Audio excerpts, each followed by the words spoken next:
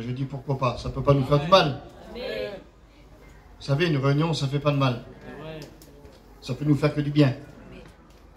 Je voudrais vous dire ce soir que, peut-être que pour certains qui sont là, peut-être qu'il y en a qui dans leur tête se disent « Mais je suis en train de perdre mon temps ici, qu'est-ce que je fais ici ?» J'ai certainement d'autres choses à faire. Laisse-moi te dire ce soir que les quelques minutes que tu passes ici peuvent changer toute ton éternité entière. La vie d'un homme sur la terre est très courte. Je vois qu'il y a pas mal d'hommes anciens ici, de sœurs aussi. Et vous savez, je me suis surpris à parler de choses d'il y a 50 ans en arrière. Et quand j'ai commencé à parler de ces choses-là, ça me tournait dans ma tête, j'ai commencé à réfléchir, je dis c'est pas possible. Je parle de choses d'il y a 50 ans en arrière. Vous savez, on croit que la jeunesse est éternelle. On croit que la vie va toujours continuer. Alors on essaie de s'établir, on essaie de faire des choses, de se créer un confort, de se créer une sécurité. Et quand on est jeune, la seule pensée que l'on a, c'est la réussite dans la vie. Parce qu'il nous semblerait que nous avons, comme on dit, tu es jeune, tu as toute la vie devant toi. Mais qu'est-ce que la vie d'un homme? Qu'est-ce que la vie d'une femme? Un bon matin, vous vous levez, et puis, vous avez le rhumatisme. Vous n'y avez pas pensé à ça. Comment que ça se fait, j'ai une douleur? Oui, les années ont passé. La Bible dit que la vie de l'homme est comme la navette du tisserand. Elle passe, vous avez vu la navette du tisserand, elle passe tellement vite. Elle est comme une fleur des champs. La vie d'un homme est comme une fleur, elle fleurit.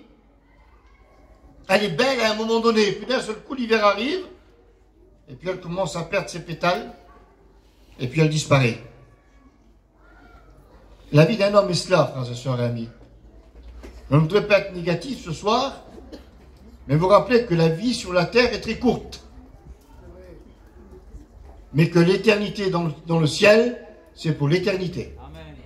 La vie dans le ciel est pour l'éternité. À quoi ça servirait à un homme de gagner le monde s'il devait perdre son âme? Excusez-moi avec le respect que je vous dois, ce soir, je ne voudrais choquer personne, ni pas être macabre.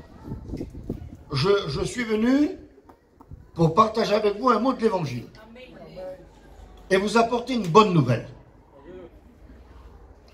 Parce qu'il y a des mauvaises nouvelles, et il y a des bonnes nouvelles. Comment pouvez-vous apprécier la guérison? C'est quand on a été malade qu'on apprécie la guérison. Comment pouvez-vous apprécier la joie? C'est quand on a été triste. On apprécie la joie. Laissez-moi vous dire ce soir, frères et sœurs et amis qui êtes là, peut-être que jusqu'à aujourd'hui, tu as connu que difficultés, tristesse, combat, parce que la vie ne fait pas de cadeau à personne. La vie n'épargne personne. Que vous soyez gitan, catalan, portugais, américain, ou ce que vous voudrez. Il y a quelque temps de cela, je me trouvais aux États-Unis, puis après la réunion, il y a une sœur qui est venue. Elle est venue en pleurant, elle m'a dit, frère, il fallait que tu pries pour ma mère. Oui, ma sœur. Parce qu'elle est atteinte de la maladie du siècle. Elle est atteinte d'un cancer et elle va mourir. En Amérique aussi? Ah oui, aussi, il y a de la misère, il y a des gens qui pleurent. Il y a de la tristesse partout, frères et sœurs. Est-ce que vous croyez que les diverses parties du monde, ce que vous voyez à la télé est une réalité? Pour ceux qui ont voyagé, je sais qu'il y en a beaucoup qui voyagent aujourd'hui. On vous montre tellement de belles choses. On essaie tellement d'éblouir et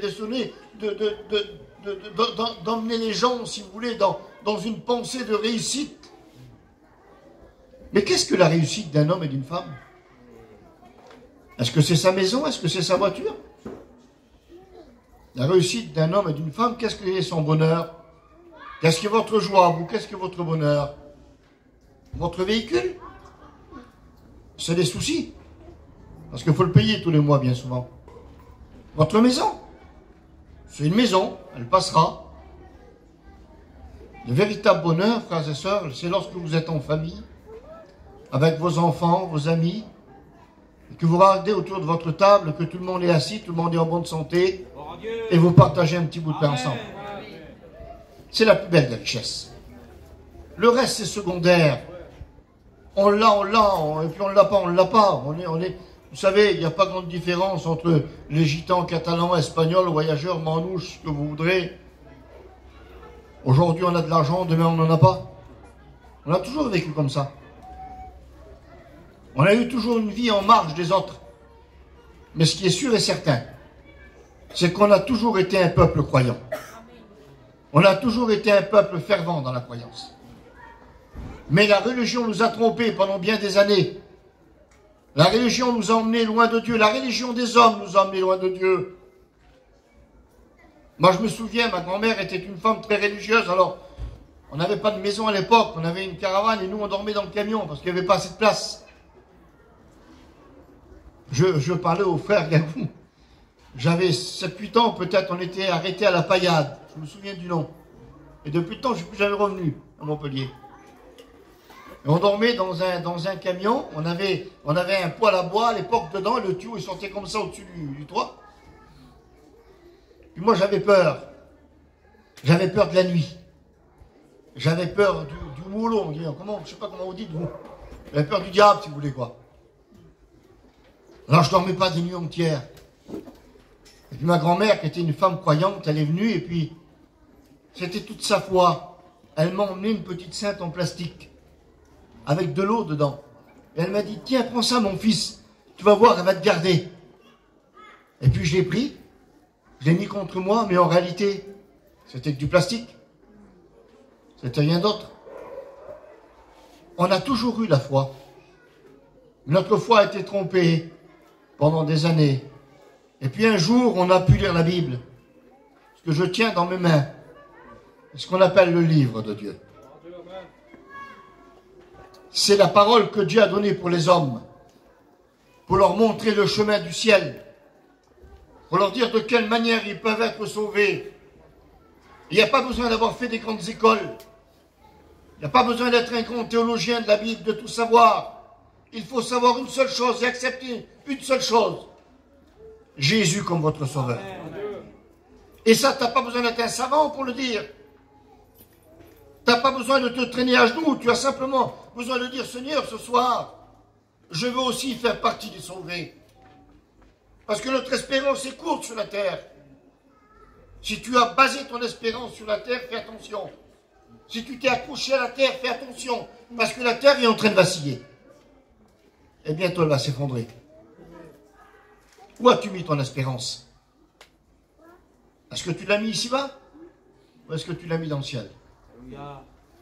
Laisse-moi te dire que le monde aujourd'hui, le monde est en train de vaciller, le monde est incertain.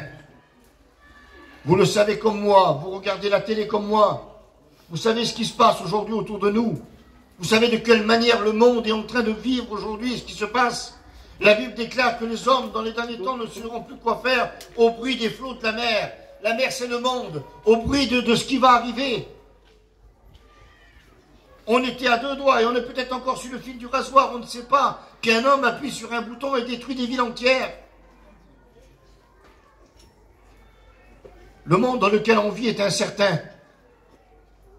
Je ne voudrais pas être négatif, mais je voudrais que tu réalises ce soir. Nous sommes là, tranquilles, et puis le téléphone sonne.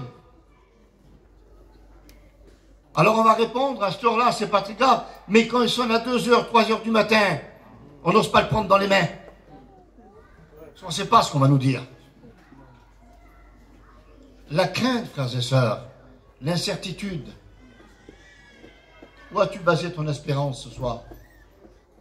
La Bible déclare, et c'est le livre du Deutéronome qui dit cela. Écoutez ce verset de la Bible. Je voulais vous parler des richesses de Jésus. Jésus est une richesse, vous le savez, hein? Le trésor de la Bible. Mais écoutez ce que dit le Seigneur. J'en prends aujourd'hui à témoin contre le ciel. Pardon, j'en prends aujourd'hui à témoin contre vous, le ciel et la terre. Je prends à témoin contre vous, le ciel et la terre. Ça veut dire que le ciel et la terre est témoin contre nous tous. Écoutez bien, contre vous, hein. J'ai mis devant toi, c'est plus contre vous. Maintenant, c'est personnel. Vous savez que le salut est personnel? C'est pas un salut collectif, hein. C'est pas parce que ton père, ta mère, ou ton fils, ou ta tante, ou ton oncle est chrétien, que tu vas aller au ciel. Non, non, non. C'est personnel, c'est dans ton cœur. Que chacun donc s'éprouve soi-même, dit l'apôtre. J'ai mis devant toi la vie et la mort, la bénédiction et la malédiction. Écoutez bien ce que dit le Seigneur. Alors là, après, il va donner un conseil. Mais je vais vous le dire après. J'ai mis devant toi la vie et la mort. J'ai mis devant toi, en réalité, la vie et la mort dont il est question ici. La vie, c'est l'expression de la vie dans la Bible. C'est la vie éternelle en Jésus-Christ. J'ai mis devant toi maintenant le choix. C'est à toi de le faire. J'ai mis devant toi la vie. Et cette vie, c'est une vie d'éternité, en éternité avec le Seigneur.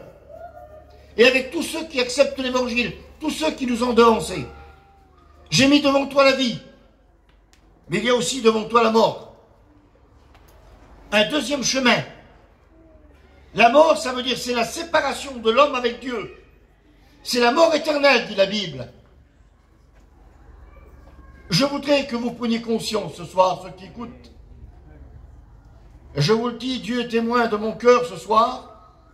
Je ne veux pas manipuler le spectre de la peur, mais simplement de dire ce que la Bible nous permet de dire. Il y a une vie avec Dieu.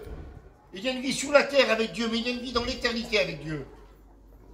Parce que la vie sous la terre, elle est fragile, elle s'arrête à tous les instants. Et c'est l'homme de Dieu qui dira, prépare-toi à la rencontre de ton Dieu.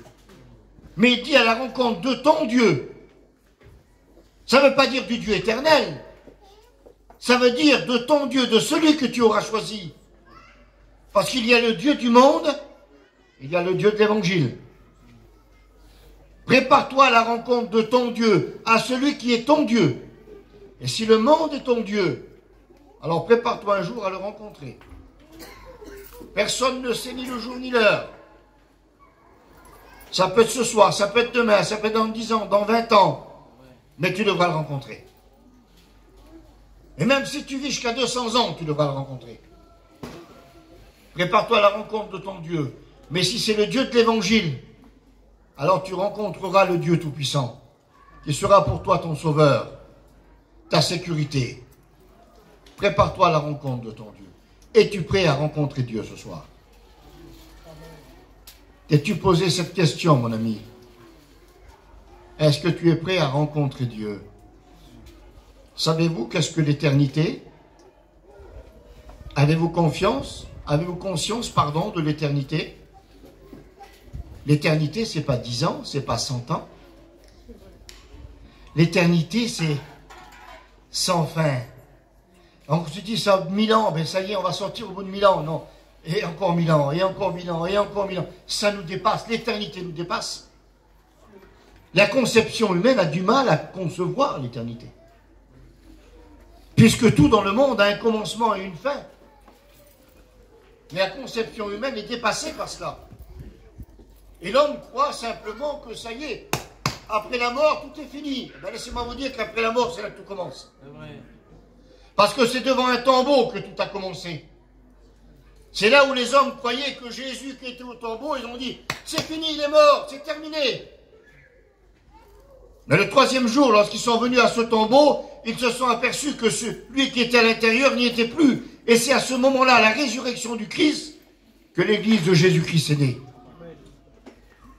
Que l'éternité a été possible pour toi ce soir comme pour moi.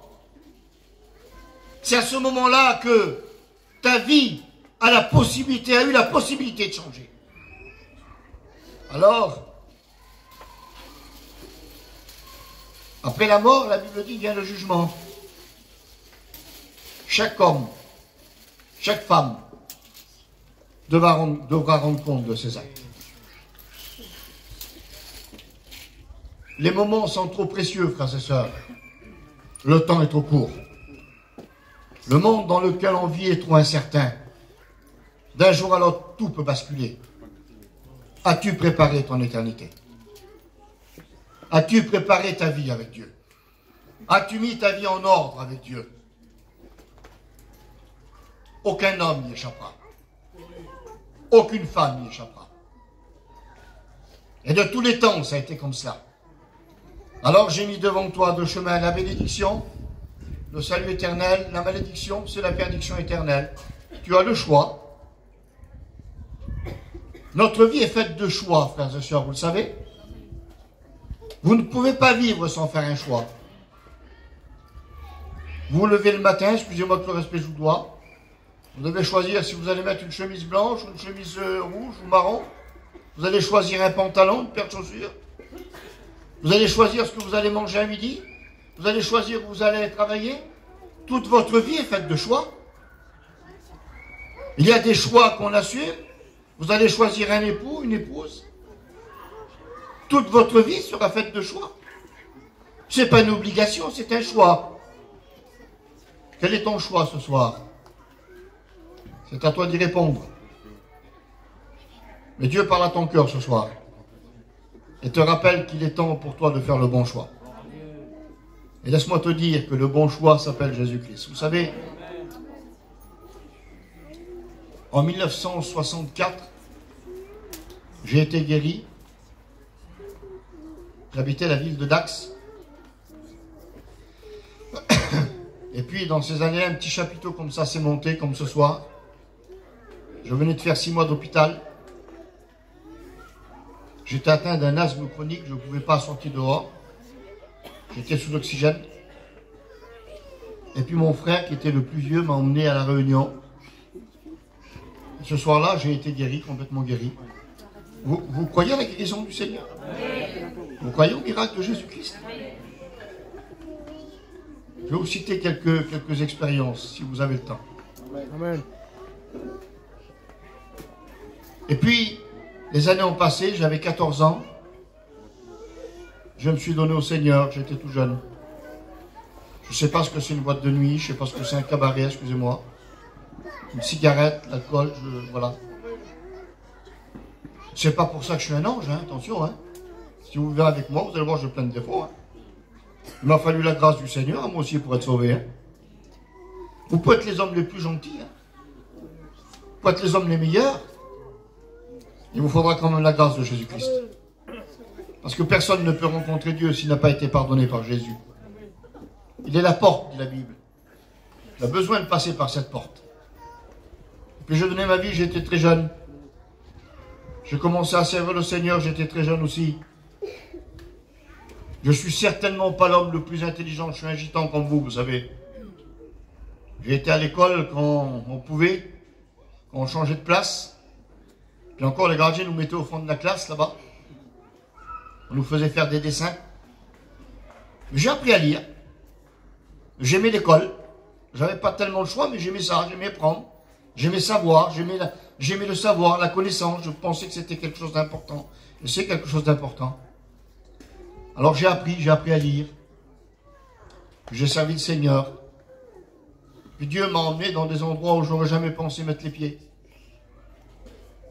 Je ne suis pas le plus intelligent, je ne suis pas le plus bête non plus. Si depuis toutes ces années, je me serais trompé, je pense que je m'en serais aperçu. Un Gagou, ça fait combien d'années toi aussi? T'es un ancien aussi, toi mon frère, hein? Il y a des années, toi aussi mon frère. Vous croyez qu'ils sont bêtes les frères? Ils sont loin d'être bêtes, hein?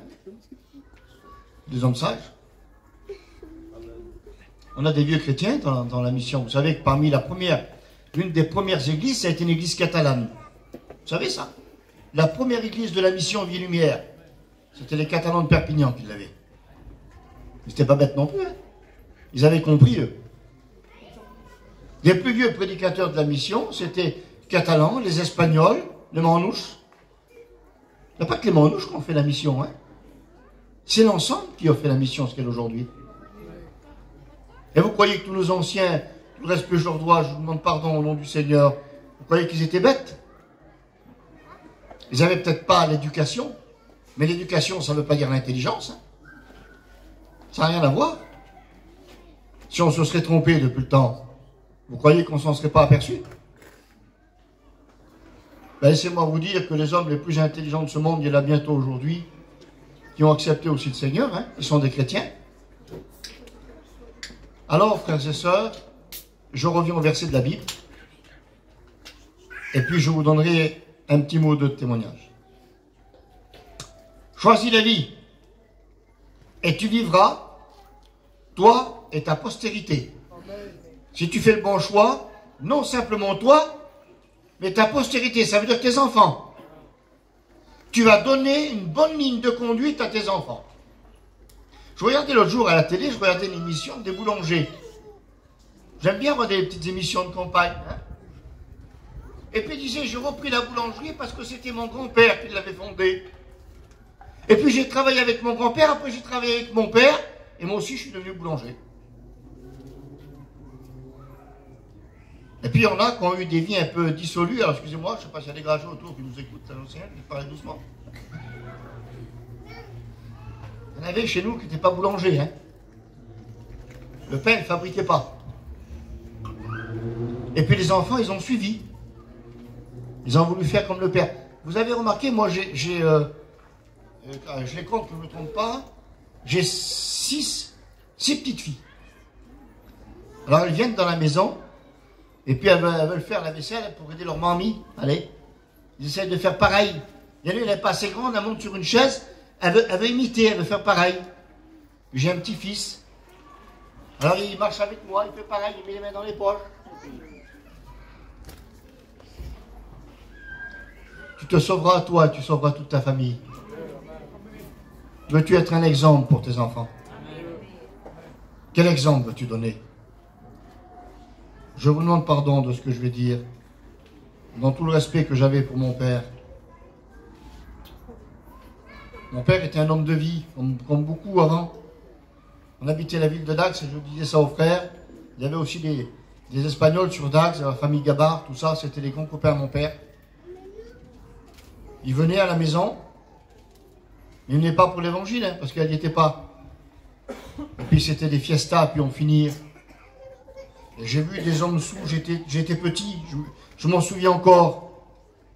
C'était vraiment pas une belle image. Et ça m'a marqué, ça. J'en parle aujourd'hui parce que ça m'a touché. De voir des hommes dans cet état-là, je ne voudrais pas être maladroit ce soir, Dieu le sait. Mais ça me choquait parce que je n'avais pas cette conception-là. Ce n'était pas l'exemple que je voulais, moi. Quel exemple, quelle éducation on donne à nos enfants? Que Dieu fasse ce soir que tu choisis la vie pour toi et ta postérité.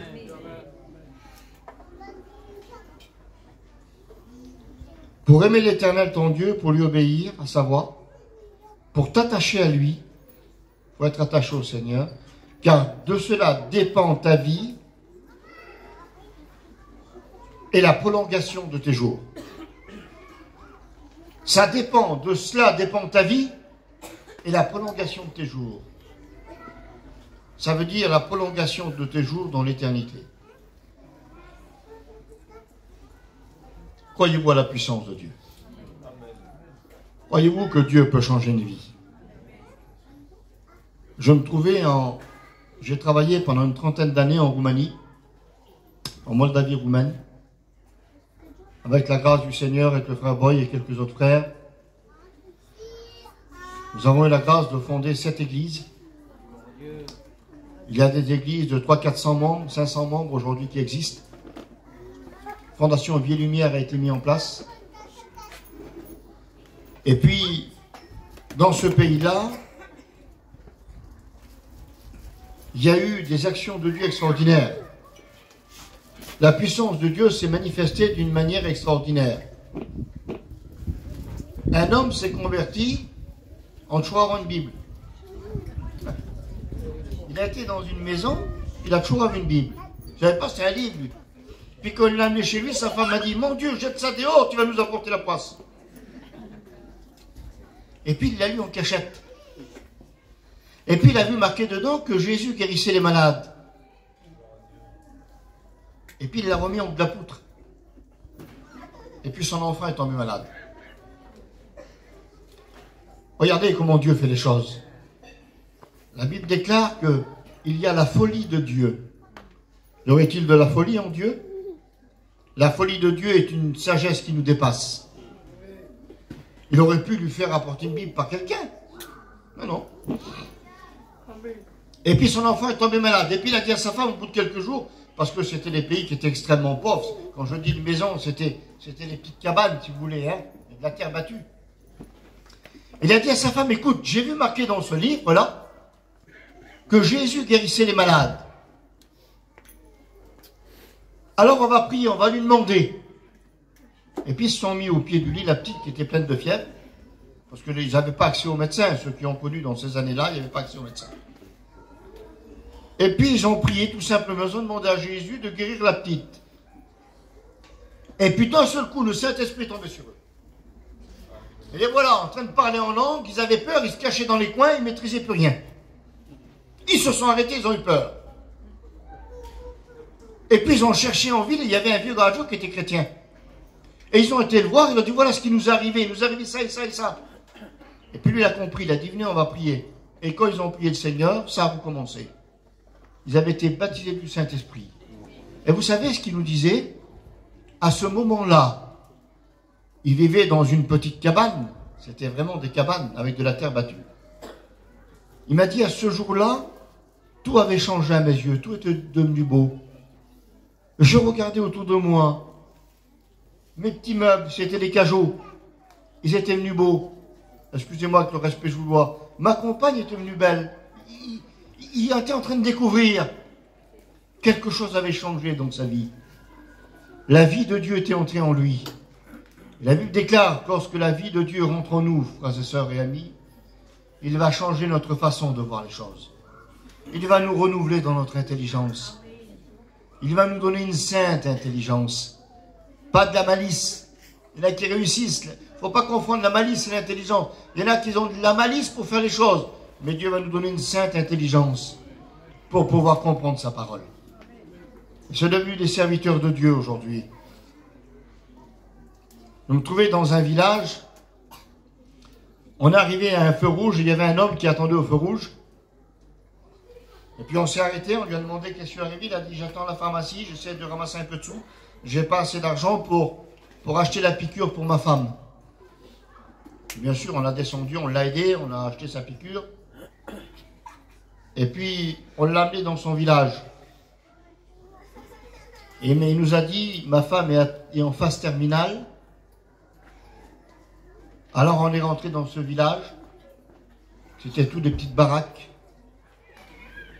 Et puis c'était une petite maison avec des poteaux en bois. Et juste à la rentrée sur la gauche, là, il y avait 4 piquets qui étaient plantés dans la terre, des morceaux de bois qui avaient été coupés. On avait quelques branches qui étaient dessus et la femme était allongée là. Elle avait un petit bébé dans les bras. Et elle était en train de mourir, c'était la fin. Et je vous le dis devant Dieu, quand on est rentré avec le frère, vous comprenez la compassion que Dieu met dans nos cœurs à ce moment-là. Et puis on a prié pour cette femme. On n'a fait que prier, nous. Il n'y a pas de magie, là. Les mains du serviteur de Dieu ne sont pas magiques. Alors on a prié comme Jésus a dit. Et puis on est parti du village. On est revenu 2 mois après. Et 2 mois après, on était sur le marché. Et une femme est arrivée en face de nous. Avec un bébé dans les bras. Et elle a couru au-devant de nous. On ne l'a pas reconnue, nous. C'était la femme qui était en train de mourir sur le gravat dans lequel elle était. Dieu l'avait complètement guérie. Dans ce village, il y a une église qui a été fondée. Il y a aujourd'hui une église de 500 membres dans ce village-là. Vous croyez au miracle de Jésus-Christ? Vous croyez que Jésus peut changer votre vie ce soir? Vous qui écoutez, vous qui êtes autour là. Savez-vous que votre éternité se joue ce soir? On l'appellera le Dieu puissant, le prince de la paix, l'admirable, le conseiller. On l'appellera le Dieu puissant. Peut-être que tu t'enfonces dans ta vie ce soir. L'apôtre Pierre était dans la barque. C'était le soir, la nuit tombée, et d'un seul coup, il a vu une silhouette arriver sur le lac. Il a dit, Seigneur, est-ce que c'est toi? Il croyait que c'était un esprit fantôme.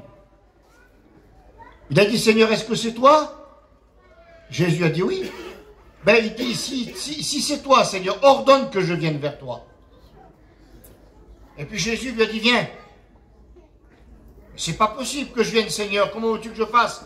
Il y a de l'eau partout autour de moi. Peut-être que tu as la même réaction ce soir. Tu te dis, Jésus t'appelle, mais tu dis, comment je vais faire? Je suis entouré de tellement de choses, tellement d'obligations. Je suis pris par tellement de choses. Tu peux pas, c'est insurmontable.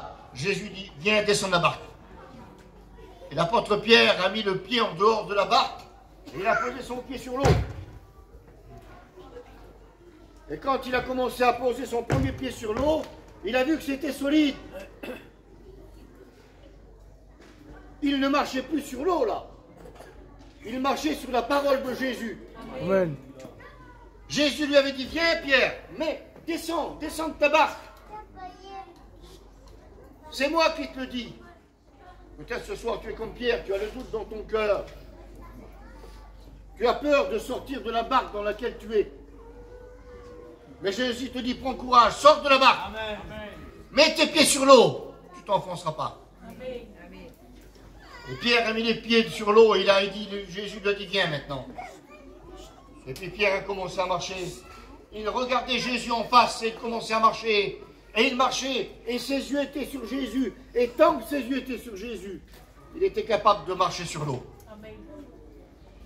Et quand ses yeux se sont tournés de Jésus, qu'il a regardé autour de lui, il a commencé à voir les flots, les vagues qui étaient autour de lui. Et la Bible déclare, quand il a sorti ses yeux de Jésus, il a commencé à s'enfoncer. Et il s'est aperçu qu'il était en train de s'enfoncer. Peut-être que tu sais ce soir que ta vie s'enfonce. Et vous savez ce qu'il a fait? Pierre a poussé un cri, il a dit, Jésus, sauve-moi! Il a tendu sa main. Et la Bible déclare que le Seigneur l'a pris par la main et qu'il l'a fait remonter à la surface. Jésus peut te faire remonter à la surface ce soir. Il peut transformer ta vie. Il peut transformer ton cœur. Je finis avec ce témoignage. Il y a plusieurs années de cela, dans le cadre du travail qu'on faisait en Roumanie, nous avons été invités aux États-Unis pour faire une campagne pour récolter des fonds pour la construction des églises. Nous sommes partis, c'est quelques frères. Nous avons pris l'avion, nous sommes arrivés à New York, nous avons commencé à faire ce qu'on avait à faire. Et puis de New York, on a pris l'avion, on est allé à Los Angeles. On a continué pendant une quinzaine de jours ce qu'on avait à faire. Et le moment de repartir était venu. Et puis on est monté dans l'avion. Et puis l'avion a commencé à décoller. On s'est assis, on était très fatigués. Et puis l'avion a commencé à décoller. Vous savez que Dieu n'est pas limité. Dieu n'est limité en rien. Et puis j'ai commencé à m'endormir, j'étais très fatigué. Quand j'ai commencé à m'endormir, une vision m'est apparue. Dieu m'a montré l'avion et il me montrait sur le bout des ailes de l'avion. C'est la première fois que Dieu montre ça et je pense que ça a été la dernière fois jusqu'à aujourd'hui. Et me montrait sous les ailes de l'avion, de chaque côté, un ange à chaque bout des ailes de l'avion qui tenait les ailes comme ça avec les mains dessous. Et je me suis réveillé en sursaut. J'ai eu peur. Et j'ai regardé, j'ai rien dit à mes copains, j'ai regardé par le hublot. J'ai dit, j'ai dû rêver. Et je me suis rendormi une seconde fois. Et une seconde fois, cette vision est revenue. Et Dieu m'a dit, je te montre de quelle manière je garde mes enfants, mes serviteurs. Et j'étais troublé dans mon cœur. Je dis, Seigneur, je suis en train de divaguer là. Et j'ai pas osé le dire à mes copains. Et à la minute où ces mots ont fini de résonner dans mon cœur, Une explosion s'est faite. L'avion fait déjà une demi-heure de vol, plus d'une demi-heure de vol. On montait au-dessus de la mer et puis il y a des montagnes. On est au-dessus des montagnes. Et là, d'un seul coup, comme un coup de canon s'est fait. Ça a explosé très fortement. Et j'ai vu des flammes jaillir sur la carlingue de l'avion. Des flammes qui sortaient du moteur. Le moteur avait explosé, il avait pris feu. Et puis les flammes jaillissaient. Et d'un seul coup, le pilote, quand il a vu ça, il a coupé les moteurs, il a coupé le deuxième moteur, et puis il n'y avait plus de moteur sur l'avion. Et puis il fallait retourner maintenant à l'aéroport. Alors il a commencé à avoir un vent de panique dans l'avion. On avait des petits badges, ici, là, petits pins qu'on appelait à l'époque, comme quoi on était des pasteurs évangélistes. Puis les gadgets venaient sur nous. Il y avait un frère avec nous qui parlait espagnol, parce que le secteur de Los Angeles, ça parle beaucoup espagnol. Et puis il a expliqué qu'on était des pasteurs. Et puis d'un seul coup, les gadgets sont calmés, tout le monde s'est assis. Ils ont fait mettre tout le monde en position de sécurité. Et puis l'avion a continué à voler. Et d'un seul coup, quand elle a coupé les moteurs, terminé, puis un bruit. Et il a volé. Il a tourné. Il a tourné. Je voyais les pointes des montagnes. Il a tourné au-dessus. Et il a repris la direction de la ville. Et pendant une demi-heure, sans moteur, sans rien du tout, l'avion qui fait 70 tonnes planait tout seul dans le ciel. Vous savez ce qui fait tenir un avion dans le ciel? Vous le savez, bien sûr. Hein, c'est la force centrifuge, c'est la poussée des réacteurs. Vous enlevez les réacteurs et puis il descend. Il ne tombe pas comme une pierre, hein, mais il descend. Mais là, il ne descendait pas. Et il a continué à voler. Il volait, il volait. Plus personne ne parlait. Plus un bruit. Et il volait. Et puis à un moment donné, il y avait un frère qui était à côté, je voyais, je le connaissais en plus. Il avait tous les lèvres qui étaient bleues par la peur qu'il avait. Je lui ai dit, n'aie pas peur. Je lui ai dit, le Seigneur ne nous a pas amenés là pour nous faire mourir. Je lui ai dit, Dieu nous garde. Il m'a montré quelque chose, je te l'expliquerai. Donc il a repris confiance. Et puis l'avion a volé. Quand on est arrivé, j'ai pris des dizaines de fois, pour ne pas dire des centaines de fois l'avion. Et l'avion a descendu, j'ai jamais fait un atterrissage comme ça de ma vie. L'avion a descendu, il s'est posé comme une plume sur le sol. Ça avait été averti, il y avait déjà, on les voyait au travers des hublots, il y avait les camions de pompiers qui étaient sur la piste, il y avait les caméras, il y avait les journalistes, une demi-heure, ça n'a pas duré longtemps. Hein. Il y avait CNN qui était sur la piste, ils s'attendaient à filmer la catastrophe. Ce qu'ils ne savaient pas, c'est que le Seigneur nous tenait dans sa main. Et l'avion s'est posé, comme une plume. Jamais j'ai vu un atterrissage comme ça. Voyez-vous la puissance de Dieu, frères et sœurs? Oui, c'est une expérience extraordinaire. Et quand je dis ça aux frères, tout le monde a compris. Les gars, ils ne comprenaient pas ce qui s'était passé. Mais nous, on savait ce qui s'était passé. Dieu est capable de guérir une angine comme il est capable de tenir un avion dans le ciel. Dieu est sans limite. Comme Dieu peut changer ta vie ce soir. Jésus peut changer ta vie. Voulez-vous qu'on prie le Seigneur ensemble? Voulez-vous qu'on remercie Dieu? Amen. On va le faire si vous voulez bien. Peut-être que pendant ce temps, il y aurait peut-être quelqu'un qui voudrait donner son cœur au Seigneur. Vous n'avez pas besoin de venir devant. Vous n'avez pas besoin de faire de grands gestes. Non. Jésus a tout accompli sur la croix. Dites simplement dans votre cœur, Seigneur, je veux t'accepter comme mon sauveur personnel. Et Dieu fera le miracle dans votre vie. Nous te bénissons, Seigneur. Nous te bénissons, nous te rendons grâce. Parce que tu nous as aimés que nous sommes là ce soir. Et parce que tu aimes, Seigneur, ton peuple, que tu es là parmi nous ce soir. J'ai annoncé ta parole, Seigneur. Maintenant, c'est ta parole qui crée dans le cœur la vie. C'est elle qui crée la vie, qui crée le mouvement dans le cœur de l'homme, de la femme. C'est elle qui emmène l'espérance, c'est elle qui nous amène au ciel. Seigneur, qu'elle puisse porter du fruit dans le cœur de tous ceux et toutes celles qui l'ont écouté ce soir. Nous savons très bien que ce n'est pas notre intelligence, Seigneur. Ce n'est pas notre savoir, ce n'est pas notre langage. Mais c'est ton esprit qui convainc l'homme de péché, de justice et de jugement.